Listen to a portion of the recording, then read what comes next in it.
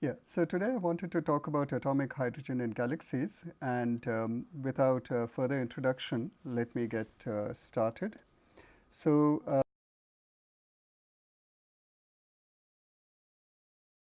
the first thing I had wanted to show you is this particular image on the right, and it is an image of the night sky as seen from Chile. And the first thing you notice over there is that you have this band of stars running across the sky, which is, of course, as you probably know, the Milky Way. And it just illustrates the fact that stars are the most easily observed component of galaxies. But they aren't the only component of galaxies. And to sort of bring that out, I'd like to draw your attention to this part of the sky, where if you look carefully, you will see that there are no stars over there. That bit of the sky is actually dark. You don't see any stars. And the reason for that is not because there are no stars in that part of the Milky Way, but rather that over there what you have is you have a foreground cloud of gas and dust which is opaque to the starlight. So you can't see the stars because they're blocked. The starlight is blocked by by that gas cloud. And so if we indeed look at our own galaxy or any other similar galaxy carefully, you will see that it consists of much more than just stars. And in fact, the components that we have in a galaxy consist of gas, which could be in either molecular, atomic, or ionized form. There's dust along with the gas. There are magnetic fields in the galaxy. And the galaxy also has something called dark matter, which we'll take a little bit of a look at later in this talk. But our primary focus here today is on one particular component of the galaxy, namely the atomic gaseous component of the galaxy.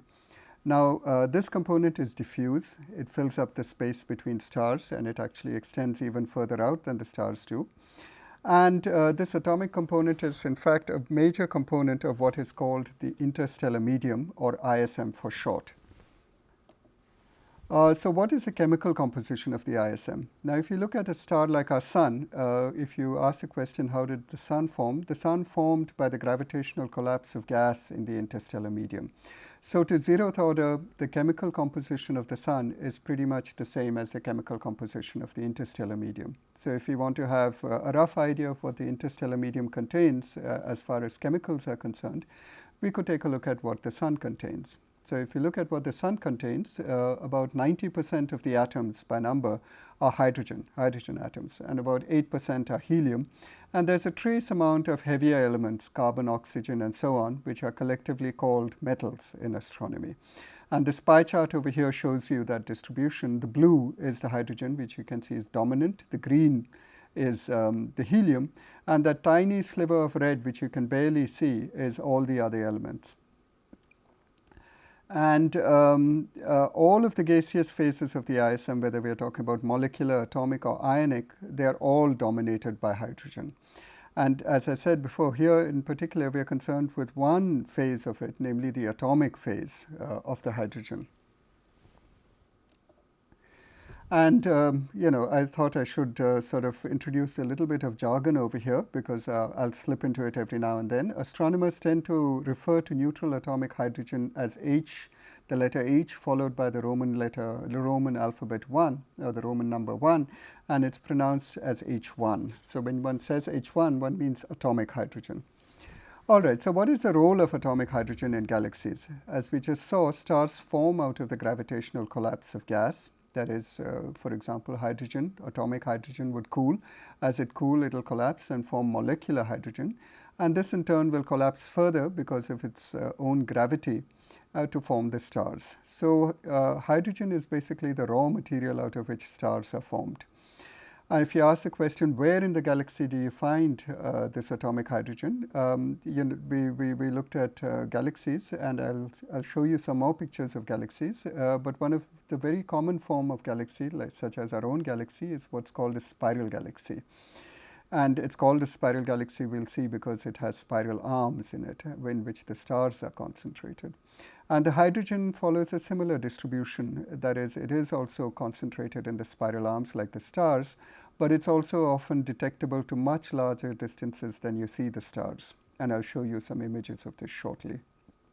The fact that hydrogen is diffuse, that it is widely distributed in the galaxy also means that it's a very good tracer of galaxy structure and dynamics, and we'll look a little bit of that somewhat later. And this is in addition to it playing an important role in the evolution of galaxies, because as we saw, it's the raw material out of which stars form. So if I have a galaxy without this cool gaseous component, it'll also have no ongoing star formation because it has no raw material out of which stars are formed. If you ask the question now about what kind of galaxies have hydrogen, and how much hydrogen does a galaxy have, it depends on the morphology of galaxies. And again, this may be a term you're not familiar with, and I'll show you some pictures of the morphology in a moment. But I'll just sort of mention over here that if you look at galaxies of different morphology, if you look at elliptical galaxies, they typically have no hydrogen in them. You don't detect any hydrogen. Whereas if you look at large spiral galaxies like our own, or lenticular galaxies, the hydrogen forms a small fraction of the stellar mass, maybe a few percent to a few 10%, maybe of the order of 10% of the stellar mass. Whereas if you look at still smaller galaxies, such as dwarf irregular galaxies, the hydrogen could in fact form the dominant component of the mass. It's much more than the stars, at least dominant as compared to the stars. All right, so now let's take a look at these different morphologies of galaxies that I was talking about a moment ago. There are three major families of galaxies which we'd call spirals, ellipticals, and irregulars. So an elliptical galaxy is a galaxy like what we see in the middle panel over here. It's basically called elliptical because the stars are in an elliptical distribution. And you would notice also that it's somewhat reddish in color compared to the other two galaxies. And on the left, I'll come to that color in a moment. On the left, let's first note that what we have is a spiral galaxy. You can see the very clear spiral arms in this galaxy. And we are seeing this galaxy face on over here, so it's not that obvious. But in fact, the stars in the galaxy are also in a thin disk, much like the disk of the Milky Way of our own galaxy. And on the right-hand panel, we have what is called a dwarf irregular galaxy. It's irregular. You can see that the stars don't have any particular shape. They have a roughly, it's not elliptical, it's not spiral arms and so on. And it's also bluish in color. And the importance of the color is because it's linked to the age of stars. Old stars are reddish in color, whereas young stars are bluish in color. And now elliptical galaxies, as we saw earlier, are very poor in gas, and therefore you do not expect it to have any ongoing star formation. Therefore, it will not have any young stars, and that's why it's reddish in color. On the other hand, spiral and irregular galaxies do have gas, and this gas can collapse to continue to form stars. And since these stars are blue in color, the young stars, you have bluish colors in spiral and irregular galaxies. All right. I also now want to connect to another point which I had made earlier, which was that the atomic gas in galaxies is much more widely distributed. It has a much more extended distribution than the stars, by showing you a picture in which we've got both the starlight and the atomic gas in galaxies shown. So the starlight is shown in reverse video over here. That is what is black over here, these black patches over here and here are basically the stellar emission, right? And the darker it is, the brighter it is. And the red contours are showing you where the atomic hydrogen is in this galaxy. And the atomic hydrogen in galaxies is more extended than the stars, and because of that, it's less tightly bound to the galaxy. Because the further out you are, the less the gravitational force is going to be, since the gravitational force falls like 1 over r square. And consequently, when you have two galaxies which are nearby and are going to exert tidal forces on one another, that these they manifest much more clearly on the atomic hydrogen than it does on the stars, which are closer in and more tightly bound. And the gas also, because it's a fluid, it could get shocked, unlike the stars, which are particles, which don't really collide with one another. And so for these two reasons, when you have interacting galaxies, the effect of the tidal forces on the gas is very different from that on the stars. And here this illustrates it very, very clearly. If you just looked at the starlight, if you just looked at these black patches which are tracing the stars in these galaxies, it just looks like two galaxies which happen to be nearby one another. They don't really seem to be affecting one another that much. On the other hand, if you look at the red contours, they tell you a completely different story. You can see that the gas, this atomic gas from the smaller galaxy at the bottom, has been pulled out to form a bridge connecting the two galaxies. If you look at the gas in the upper galaxy, you can see it's got what is called a tidal tail, that is gas which has got pulled out on the far side of the galaxy. You should remember that tidal forces are two-sided, so they have this two-sided effect on the gas. And it's very clear that these two galaxies are strongly interacting. In fact, these two galaxies are likely to merge in the future. And this is something which comes out very, very clearly from the hydrogen observations, whereas if you looked at it in the starlight, you don't see these things. They just look like two galaxies which are nearby one another. Right? So this sort of again illustrates you know, the importance of looking at galaxies in many different tracers. In particular, over here we are looking at the hydrogen as a tracer of galaxy interactions. All right, so you know, if you look at the hydrogen in a galaxy, it could perhaps tell us many interesting things about the galaxy. But you know, how do we look at the hydrogen in a galaxy?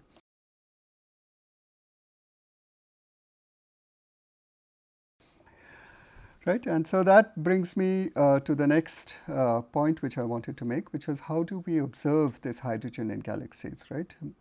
So it turns out that if you look at the electronic configuration in a galaxy of the hydrogen consists of one proton and one electron. And typically, you know, in the conditions that we get in the interstellar medium, the electron would be in the ground state of the hydrogen atom. But this ground state itself is split into sublevels, as you probably know, because of the fine interaction and the hyperfine interaction. And in particular here, we are interested in the splitting because of the hyperfine interaction. And what is this interaction? This is an interaction between the magnetic moments of these two, of the proton and the electron, because they do have spins and therefore they do also have magnetic moments, right? And so you could have two configurations of the proton and the electron in the electronic ground state, which are configurations in which the spin are parallel, the spin of the proton and the electron are parallel, and configurations in which the spin of the proton and the electron are anti-parallel. And these two configurations have slightly different energy. The energy difference, in fact, is very small. It's only 6 microelectron volts, which corresponds to a frequency of about 1420 megahertz or a wavelength of 21 centimeters. So if I had the atom in one configuration, it could transition to the other configuration. And when it does so, it would either emit or absorb a photon with energy corresponding to the energy difference between these two configurations, or about 6 microelectron volts, or a wavelength of about 21 centimeters. So this particular wave that gets a photon, which gets emitted or absorbed when this transition occurs, with a frequency of 1420 megahertz, lies in the electromagnetic part of the spectrum. So if you wanted to observe hydrogen, what you need to do is to use what would be called a radio telescope. You'd use a radio telescope in order to observe it because hydrogen emits a radio spectral line. All right, so as I was just saying, one needs to use a radio telescope if you want to observe hydrogen. So what I'd like to do now is to spend a little bit of time sort of explaining what a radio telescope is, right?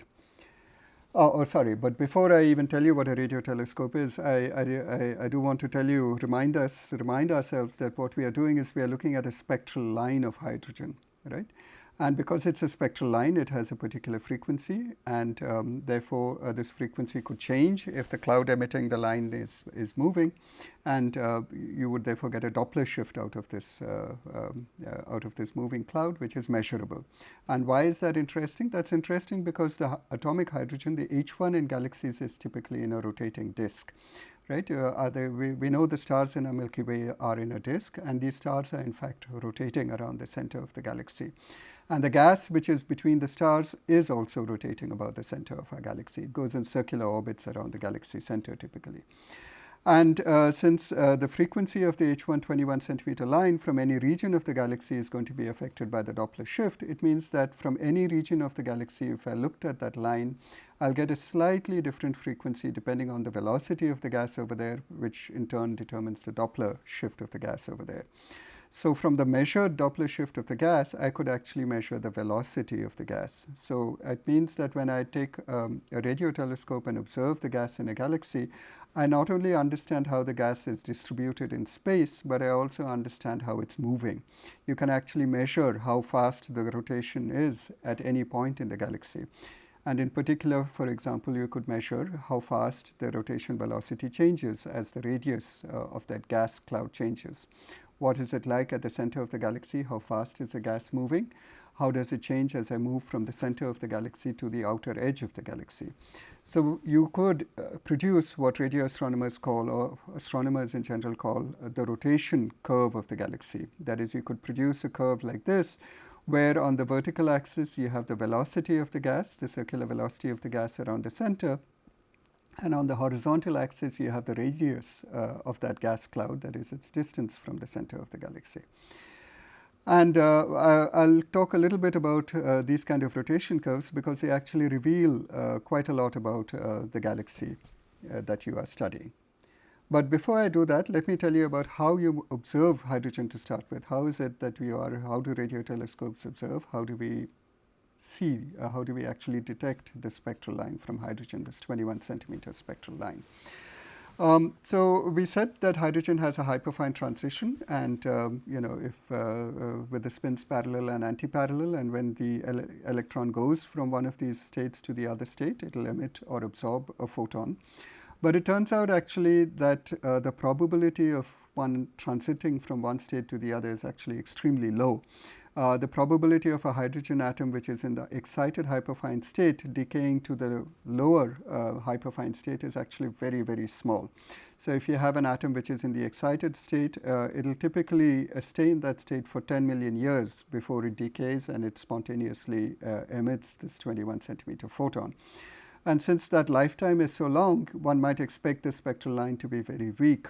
And indeed it is, relatively speaking, weak. But what happens, what kind of saves the day, is the fact that hydrogen is so abundant. Hydrogen, as we saw, is the most abundant element in the interstellar medium. And because of that fact, even though the excited state lifetime is long, the line itself is relatively strong, and it can be detected by even quite small radio telescopes. And what I'm showing you over here in this picture is the radio telescope with which this hydrogen line from the interstellar medium was first detected. It was a relatively small horn antenna, just about a meter to a couple of meters in size. And with this quite small antenna, the researchers were in fact able to detect the interstellar hydrogen line from our own galaxy. Of course, these were the beginning days of radio astronomy in the 1950s, and technology has moved a lot since then. And if you ask yourself, what does a modern radio telescope look like? This is what it looks like. And I'm showing you over here one of the radio telescopes of the Giant Meter Wave Radio Telescope Array, which is an array of 30 antennas. And I'm showing you just one of these 30 antennas over here. We'll talk a little bit about the array in a moment. But first, I just want to talk about how an individual antenna like this works. And it's pretty much similar to the principle of a satellite dish or something. You have a mirror, which you can't really see because it's a fine mesh supported by these ribs over here. So it's a little bit like an umbrella. These are the ribs that you see would be like the ribs of the umbrella, and there is a very fine mesh stretched between these ribs, and that is what is the reflecting surface.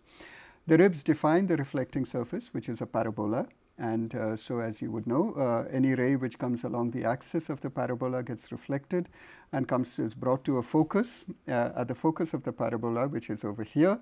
And at the focus of the parabola, you have another small antenna, which you call a feed antenna, which collects these radio waves which have been brought to a focus, which have been concentrated and brought to a focus. And it converts that radio wave into an electrical signal. Right? So you have a very, very small voltage over here generated, which you then need to amplify enormously, which is done by equipment sitting over here at the focus. And once it has been amplified, you then transport it somewhere to be processed further, right? So that is basically what this antenna does. It just collects the radio waves, it brings it to a focus, concentrates it, it's then converted to an electrical voltage, amplified, and then taken to a distant location for processing. And as I said, this is a particular antenna is only one of many, and in the GMRT we have 30 antennas, and I'm showing you over here in this picture how they are configured on the ground. So these 30 antennas, 12 of them are in what we call a compact array, but actually when we say compact, it's a relative term. These antennas are distributed over an area which is 1 kilometer across. So these 12 antennas are in what we call a central square, which is a 1 by 1 kilometer area. And the remaining antennas are distributed in these roughly Y-shaped arms, each of which is about 14 kilometers long. So the maximum distance that we have between any two antennas, between the furthest two antennas in these Y arms, is about 25 kilometers, right? And as I said a few moments earlier, each of these antennas picks up the radio wave from the source that you are interested in, and it amplifies it and it transports it to a central location. And in this central location, we have equipment which processes it further. And what is the processing which is done? That is quite complex, and I won't get into the details. But what I will say is that what it does is that it combines the signal from all of these antennas in such a way that you are able to make an image which has the same resolution as you would have got had you got an antenna which was as big as the array itself. So it's making an image as though you had an antenna which was 25 kilometers in size, right? That's what this processing does for you. And so I'll just show you one example over here of an image that is made with the GMRT. And so this is an image of what is of a supernova remnant and an H2 region.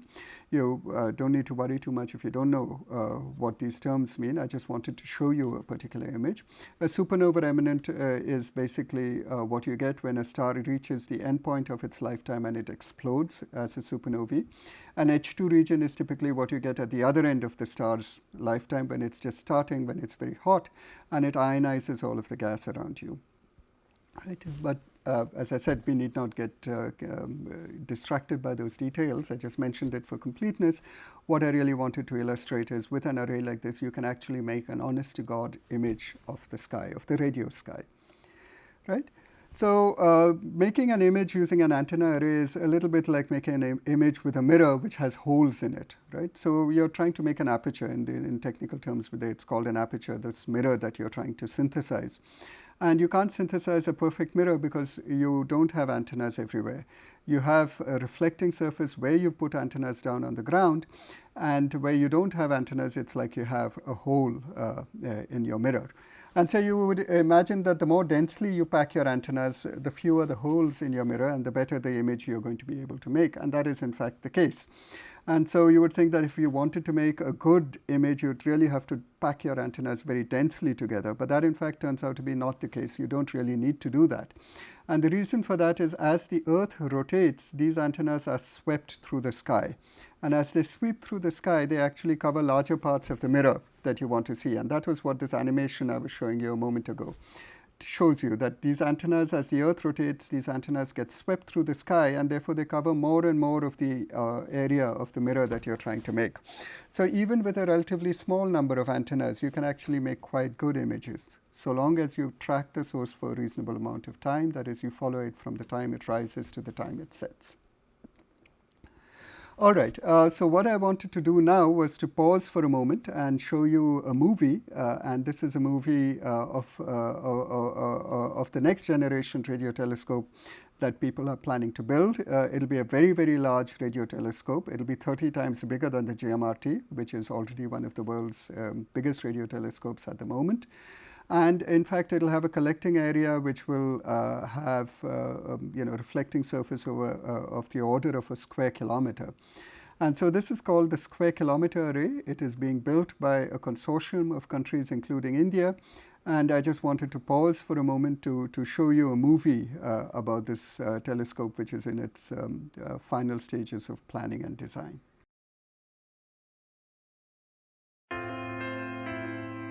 What did the universe look like when the first galaxies formed? What are gravitational waves? How does magnetism work throughout the universe? Come si formano I pianeti? How many gravitational waves are passing through me right now? What is dark matter? What is the impact of magnetic fields on the formation of galaxies? 宇宙の歴史はどうだったか。¿Estaba Einstein en lo correcto? And for me, the most important is there life out there? We ask ourselves, what is the most useful thing that a radio telescope can contribute to the answer to these big questions? We are building a time machine. We're looking at what our surroundings were like almost at their inception. The question is, how are we actually going to make this happen? We're building what will be the largest science facility ever built by mankind. To be able to achieve the scientific goals that we want it to be able to achieve, we need to create a machine which is less a telescope, it's almost more an IT machine. We're pushing technology to its limits. What we're talking about now is 2 telescopes. Our site is in the middle of the Western Australian desert. Far away from towns, radio interference, anything that could impact on the science that we're trying to do. We've already started. We've got antennas at the site. We'll have hundreds of thousands more. It'll stretch out beyond the horizon. We're building hundreds of dishes in a remote location in the middle of South Africa. And it's really tough. It's a hot environment, it's a dry environment. These dishes are going to spread out over literally hundreds of kilometers. Een project als dit kan alleen tot stand komen als wetenschappers wereldwijd met elkaar samenwerken. We've got to get 500 engineers to work together over 20 countries in all time zones in the world. It's like building a jigsaw puzzle, but the pieces keep changing. Part A being designed in one place fits to part B being designed literally on the other side of the world. Every new telescope, there are always new discoveries, and they are never the discoveries you build a telescope for. We're almost bound to discover something new, something that will disrupt our current everyday life. That generates new knowledge now. Huge amounts of data. Imagine the amount of data that's flowing through the internet at any one moment. We're talking about that kind of level coming out steadily. इतनी सारी data का सही मतलब निकालने के लिए नया software बनाना ही पड़ेगा. The SK can do for interplanetary exploration what broadband did for the internet. We're doing this now. There's equipment on the ground in South Africa and Australia. Radio waves gives us a unique way of probing the deep universe. We can do all of this by picking up incredibly faint signals. Radio waves coming from the dawn of the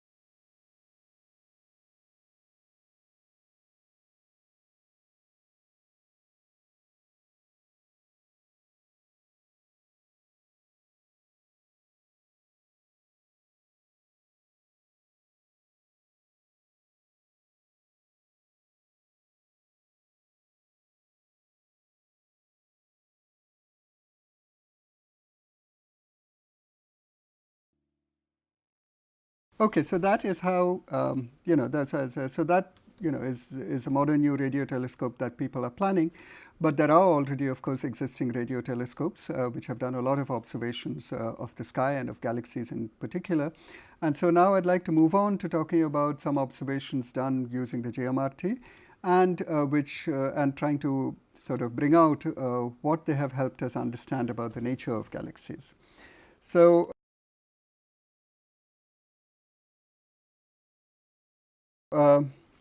I want to first start as H1 as a tracer of galaxy dynamics. And what I'm showing you over here in this picture is the Doppler shift that you see from different parts of the gas, of the hydrogen gas in a particular galaxy, right, from the disk of a particular galaxy. And the way that this picture has been coded, blue is basically gas which is at lower velocities, having lower Doppler shifts, whereas red is gas which has higher velocities, higher Doppler shifts.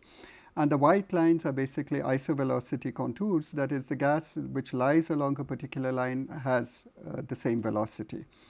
And you see a very clear pattern over here in the Doppler shifts that you see from this galaxy. You can see blue colors at one end moving systematically towards redder colors as you go towards the other end of the galaxy. That is, the Doppler shift is sort of changing systematically as you go from one end of the galaxy to the other, and that is because the galaxy is rotating. One part of the galaxy, one edge of the galaxy is coming towards you, and the other edge of the galaxy is going away from you.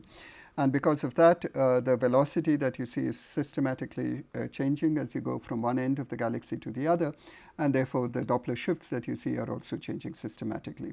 And as I mentioned, from these measured Doppler shifts, you can actually work out how fast the galaxy is rotating. And since you have that as a function of distance from the center of the galaxy, you can actually map that out and tell how the rotation velocity of the galaxy changes with radius. Fine. So what can you do with this information? Once you know how the velocity of the galaxy changes with radius, what can you do? So to understand what we can do with this information, I want to first step back a little bit and go back to things that we may have last looked at when we were, I don't know, in our first year of BSc or maybe a little later. I want to talk about orbital velocities in our solar system. So we know that planets in our own solar system follow Kepler's laws of motion, right? And the Kepler's laws of motion themselves follow from Newtonian dynamics and the fact that the mass in the solar system is concentrated in the sun, which is at the center of the galaxy, center of the solar system. And since they follow Kepler's laws, in particular, they also follow Kepler's third law, which is basically saying that the velocity decreases as the square root of the distance from the center. Right, and so if I were to plot, so that is just the formula that we have, that the orbital velocity of a planet falls like 1 over square root of the distance of the planet from the sun. And if I were to plot that for you, and I'm plotting over here the orbital speeds of all of the planets going from Mercury all the way out to Pluto, where we've loosely defined Pluto also as a planet, you can see that the orbital speed falls very systematically as 1 over square root of r, right, which is called a Keplerian decline of the rotation. Now this was for the solar system, where the mass is really concentrated in the center point in the sun. For an extended spherically symmetric object, the gravitational force will depend not just on the distance, but it will also depend on the mass enclosed. Right? The force will go like gm over r square, m of r, where m of r is the mass inside of r. And as I said, in our own solar system, the bulk of the mass is in the sun. And so all of the planetary orbits have pretty much the same enclosed mass. And so the orbital velocity falls like 1 over square root of r. On the other hand, if the mass is extended, then the orbital speed will not decrease as the square root of r. It could do something different. Right? So let's take a very simple cartoon example. Supposing, for example, I take a cartoon model of a galaxy which has constant density. Right? So it's a sphere of constant density.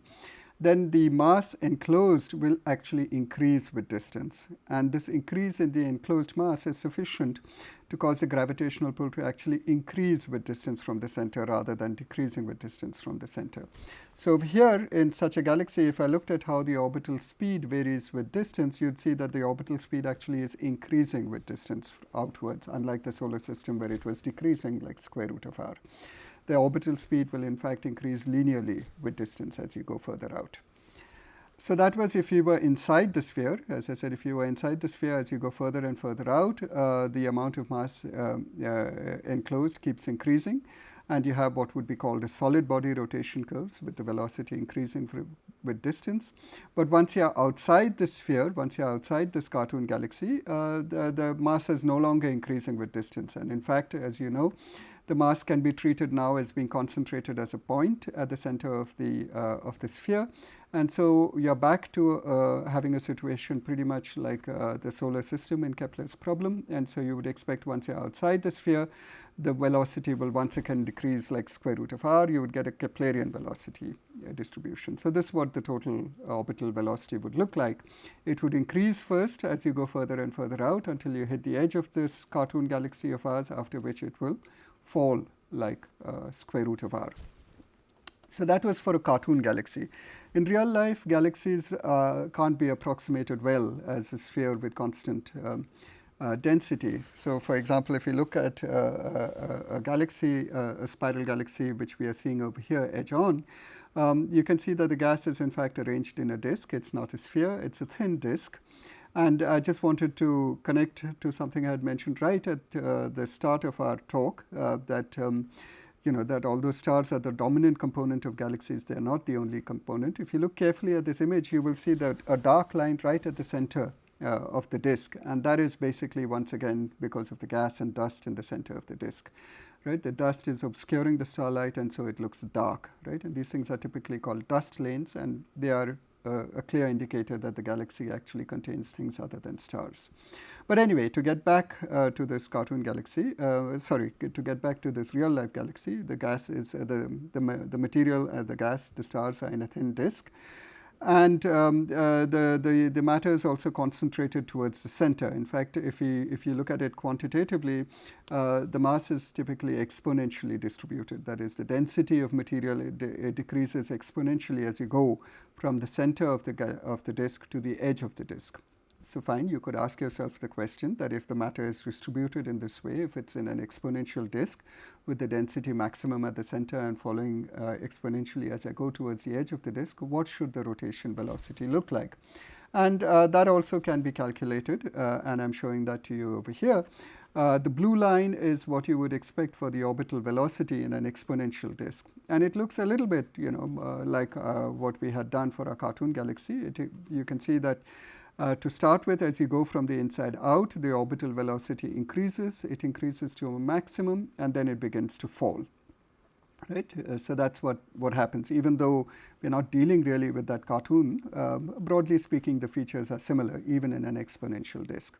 You have an increase at the center, which is actually roughly solid body-like, and then after that, it sort of decreases. The dashed line that I have is showing you the orbital velocity that you would expect for a mass, for an object which had the same total mass as a galaxy, but in which all of the mass is concentrated at the center. Right? For such an object, you would expect a Keplerian fall in the velocity. And you can see that as you go further and further out, the blue line begins to actually match the green dashed line. That is, as I get further and further away from the center of the galaxy, the orbital velocity begins to look Keplerian, which is understandable because as I go further and further out from the center of the galaxy, the details of how the mass is exactly distributed in the galaxy begins to not matter so much. And as far as I'm concerned, it becomes, if I'm far enough away from the center of the galaxy, it's a fairly good approximation to regard all of the mass as being concentrated at the center of the galaxy. And so, it's now a problem like the problem of the solar system. The velocity falls like square root of r. I should mention something which maybe I should have told you at the start, that is, we are using Newtonian dynamics, and some of you might wonder why we are doing that. Maybe should we be using something like special relativity or something else? And it turns out that as far as galaxies are concerned, the speeds that we are dealing with are such that Newtonian mechanics is actually a very, very good approximation. Right? So as far as we are concerned, we don't need to do any special relativity. We work just with Newtonian dynamics. So anyway, to come back to this real-life galaxy, what do you expect? You expect that the orbital speed would increase as you go towards go away from the center of the galaxy, but eventually after a point, it'll reach a maximum and it'll fall down again. Right? And now, so that was for a typical galaxy. I'm going to show you now rotation curves for a particular kind of galaxy, and I'm going to show it to you for dwarf galaxies. I'll show it to you for just one dwarf galaxy. And there are, when you're trying to understand how mass is distributed in galaxies, there are some advantages in looking at dwarf galaxies, and that's for a couple of reasons. One of them is that the atomic hydrogen in dwarf galaxies, we saw that dwarf galaxies were the ones with the most atomic hydrogen, and these disks can be very, very extended compared to the stars. So in this image over here, what you're seeing in white is the starlight, and you can see it's just this tiny, tiny thing at the center.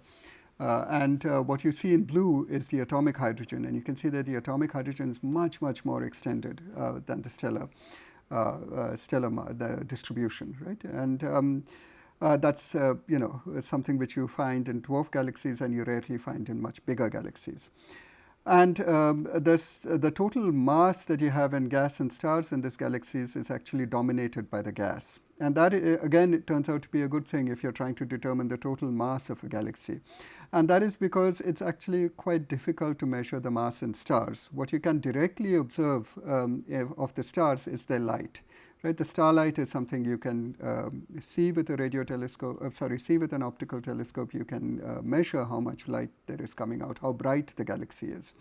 But what you want actually is not how bright the galaxy is, but how much mass there is in stars. And for that, you need to be able to translate the amount of light that is coming from the galaxy to the amount of mass in stars which is generating these galaxies, this light. And that actually turns out to be quite difficult to do, and it's also model dependent. Right? So there are uncertainties in translating the amount of light that you get from the stars in a galaxy to the amount of mass there is in those stars. In contrast, the mass in hydrogen, in atomic hydrogen, can be quite reliably measured.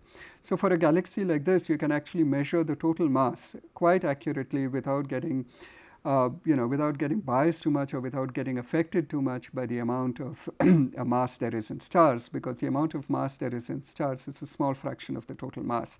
So even if I make some error in estimating the amount of mass in stars, it doesn't really affect my total mass estimate that much. Right? So we can try and understand what does the rotation curve look like in this dwarf galaxy, and then does it match what we expect, which was because the gas, like the stars, is also concentrated towards the center, you would expect that the rotation curve goes up as you go away from the center, and then after a while it'll show this decline, this close to Keplerian decline. Well, what do we see when we actually observe it? You don't see anything like that. This is what you see. When you plot out the velocity as a function of radius from the galaxy, you can see it is increasing as you go away from the center to start with, which is good, which is what we expected. But then it doesn't increase to a maximum and then fall. You don't see this fall of velocity. In fact, the velocity seems to be more or less constant all the way out to the last point at which you're able to measure it. Right? And so these are what are called flat rotation curves. And as we said, this is a very surprising result, because all of the mass that we can actually see is concentrated towards the center. And so therefore you would expect that if I went towards the edge of this mass distribution, I would begin to see the velocity to fall, but I don't. Right? And the only way one could explain this is by postulating that there is some as of yet not observed component of the galaxy. Right, and that this component of the galaxy is much more widely distributed, much more diffuse. It's not as concentrated in the center as the stuff that we are able to see. Right, so the stars and the gas have concentrations towards the center. They have a roughly exponential disk. But whatever it is which is driving this rotation curve, which is producing the gravity which is sustaining these circular orbits, is much more diffuse. It is like a halo around the material that we are seeing. And since we can't see it directly, we can only infer its presence from gravity. Whatever material there is which is producing this gravity is called dark matter. Right? And so rotation curves like these are one of the original and remain one of the strong evidences for the existence of dark matter in the galaxy. What other evidence do we have that there's dark matter in galaxies, apart from these rotation curves? So we know from Einstein's theory that mass and energy are equivalent, and so you have the famous formula that E is equal to mc square. And one of the consequences of this is that light is affected by gravity, and that gravity, so to speak, would actually bend light waves. So if I have two galaxies, one of which is nearby and the other of which is further away, the gravity of the foreground galaxy is going to bend the light rays from the gravity of the background galaxy. That is, galaxies can act as lenses. And the amount of bending that you see would depend on the mass of the foreground galaxy.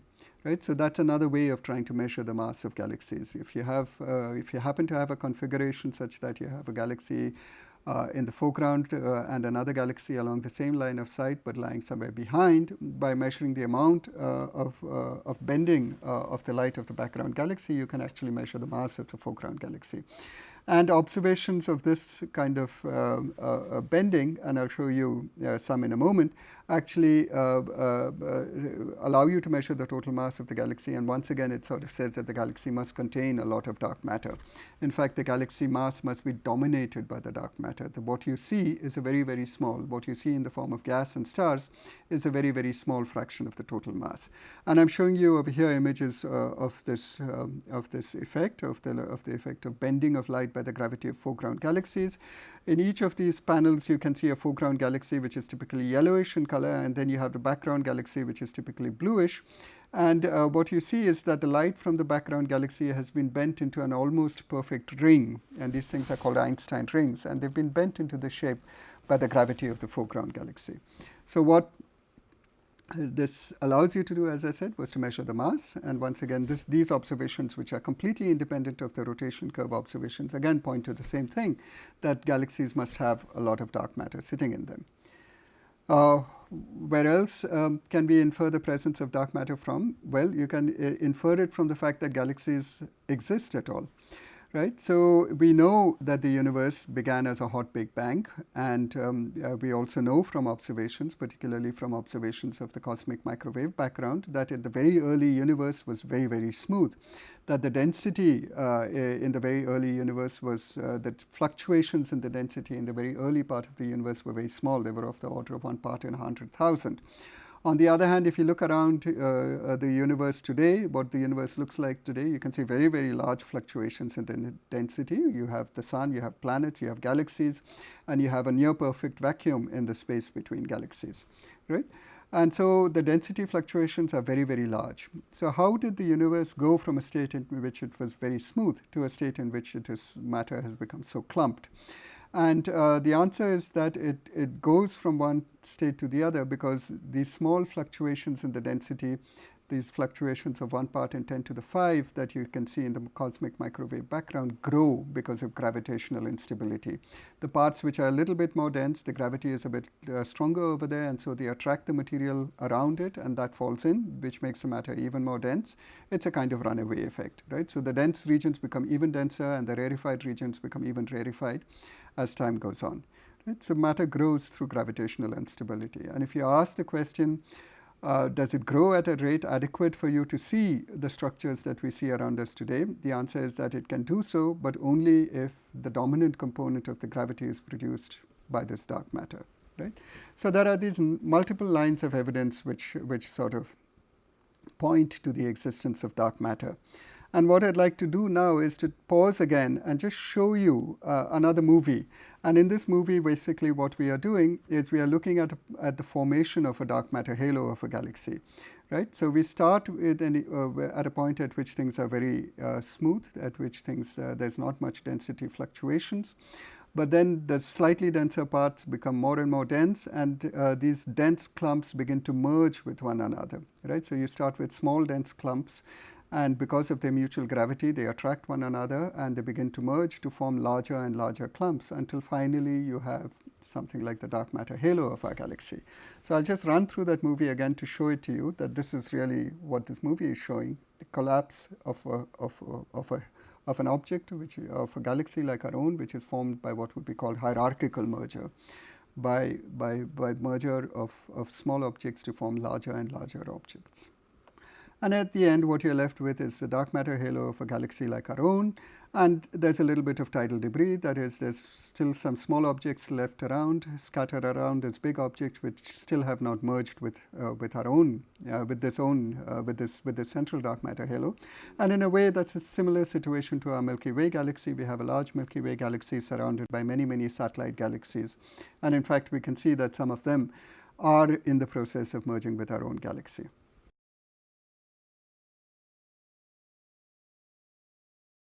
All right. So if you know how dark matter halos form, you could also sort of, in your simulation, you could try and measure how the density distribution of the matter in the dark matter halo is, right? Because your simulation should show that out to you. It shows you the shape of the halo. It should also let you know how the matter is distributed inside that halo. Right? And it turns out it's distributed in a particular way, that this hierarchical merging scenario produces dark matter halos which have a very characteristic density distribution, which is called the NFW density distribution, and it's so called after the first people who proposed this, which were Navarro, Frank and White. And this formula that I show you over here is showing you how the density distribution in the dark matter halo actually varies as a function of radius, which so rho over here being the density and r being the radius. And so this is what you would expect from this hierarchical formation of galaxies, hierarchical formation of dark matter halos. These, as you can see over here from the reference that I've given, that these kind of studies were done in the 90s. This particular paper, the NFW halo paper, was from 1997. Of course, there have been observations of hydrogen in galaxies for a long time before that, right through the 70s and 80s. And so, the fact that there was dark matter in galaxies is something which has been known for a long time, well before people came up with models for the density distribution of dark matter. And so when people were originally modeling the dark matter distribution in galaxies, they modeled it using a different kind of halo. They didn't model it using the NFW type halo. They modeled it, and I won't go into the reasons why people came up with this model, but they modeled it with what is called an isothermal halo, which has a somewhat different density distribution than the NFW halo, and that's what I'm showing you here in this formula, in the second formula over here. That shows you the phenomenological model that people had typically been using to model the rotation curves of galaxies, to model the dark matter distribution of galaxies, right? And you can see these two density distributions are different. So you would imagine that from your measurements, you should be able to figure out which of these two models is actually correct. Is the density distribution that you observe in galaxies around you the same as that you would get from the numerical simulations, the NFW type simulations, or do they better match what would be called an isothermal halo? And both these models, although I've plotted it, I've shown you the formula here in terms of how the density varies as a function of distance. It's actually straightforward to translate that into how the velocity changes as a function of distance, right? And this is showing you these two same models. The NFW halo has a density cusp towards the center of the galaxy. And so those are also called cuspy models, whereas the other isothermal model actually has a density going to a constant towards the center of the galaxy. So those are also called cored models. So I'm just showing you that the density runs of these two types of galaxies is different as you approach the center. So these two density distributions are different. And because the density distributions are different, the way in which the velocity changes as you go from the center of the galaxy to the edge of the galaxy is also different. And therefore, you should be able to, from your observations, figure out which of these two models actually fits. So now let's go back to that rotation curve we have, and let us see which of these two models actually fits a little bit better. So once again, in this blue solid line, we have the observed rotation curve, the observed rotation velocity of the gas, velocity on the vertical axis, distance from the center along the horizontal axis. And we've also put various other lines now onto this plot. So for example, this blue line over here shows you the velocity that you would expect from the gas in this galaxy. This black dash dot line over here shows you the velocity that you would expect from the stars in the galaxy. And you can see right off that there's a huge difference between the velocity that's predicted because of the mass in the gas and the stars and the velocity that you actually observe. And this again is just making the point that the dark matter is the dominant dynamical constituent of the galaxy. And the other two lines over there, the green and the red dashed lines, are models which have the isothermal halo, and the green is the isothermal halo, and the red is the NFW type halo. And you can see that neither of these two is actually a particularly good fit to the rotation curve of this galaxy, right? And so that actually highlights one of the problems, observational problems, in trying to disentangle whether you have an isothermal halo or an NFW type halo. And this problem, I'll remind you, is coming up in a dwarf galaxy where we tried to minimize the issues which you may have. You might have problems because you don't know the total mass of the stars. We tried to minimize that by using a galaxy in which the stars are dynamically not important. Dwarf galaxies also typically don't have bars or spiral arms, and these bars and spiral arms tend to come with their own kinematical disturbances, which will which will perturb the rotation curve away from what you might expect from a pure NFW or pure isothermal halo. But nonetheless, you can see it's a little difficult with this data to clearly identify which of these two halos fit. The measurements, in fact, not just for this galaxy, but if you look at large number of galaxies, by and large, I would say that the measurements are still somewhat equivocal, although many studies tend to find more support for the isothermal halo than for the NFW type halo. And why is this? Again, these are the topics which people are currently working on, and there are many suggestions as to why this may be so. One of them is that it may be because there are residual uncertainties in determining what the true circular velocity is. And so again, I don't have time to go into details. I'll just basically the point is what we are doing is we are measuring Doppler shifts of the hydrogen, and from this we are trying to determine what is the true underlying circular velocity in this galaxy. And there are many effects which might cause the Doppler shift, the velocity of the hydrogen that we see, to be different from that of the true circular velocity of the halo. And this is something which might make it difficult to try and fit the models exactly. And the other is that the NFW type halo is something which you see when you do simulations which only involve dark matter, and which, to start with is fine, because dark matter, as we saw, is the dynamically dominant constituent of the galaxy. But the fact is that there is also some baryonic material. There is all of this hydrogen also there in the galaxy. It may not contribute that much to the mass, but it could actually have some effect on the way in which the dark matter density is distributed, particularly how the dark matter is distributed towards the center of the galaxy. Because the gas collapses, unlike the dark matter, it gets concentrated at the center, it forms stars, these stars can explode, and this explosion has dynamical consequences. It could drive out the baryons and also the dark matter in the center of the galaxy. So it's possible that baryonic effects like feedback from star formation modify the dark matter distribution right towards the center of the galaxy and make it more like a core and sort of erase the cusp in the dark matter density that you had to start with. So as I said, these are all things that people are researching right now and trying to get an answer to. So that more or less brings me to the end of what I had wanted to share with you all today. And so I could summarize. We've been talking about atomic hydrogen. Atomic hydrogen is an important constituent of the interstellar medium of galaxies. So that's something that we have been looking at. And its distribution and kinematics can be quite easily studied using radio telescopes. It's much more extended, the atomic hydrogen, than the stars. In spiral and dwarf irregular galaxies, it's a more extended component. That makes it an excellent tracer of tidal, for example, tidal interactions. The kinematics of the hydrogen can also be used to study the mass distribution in galaxies, and it provides some of the best evidence that we have for the existence of dark matter. And also something which we didn't look at in any great detail today, but which is also a very interesting topic in itself, that it plays an important role in galaxy formation and evolution. So that's where I'd like to stop, and thank you for your attention.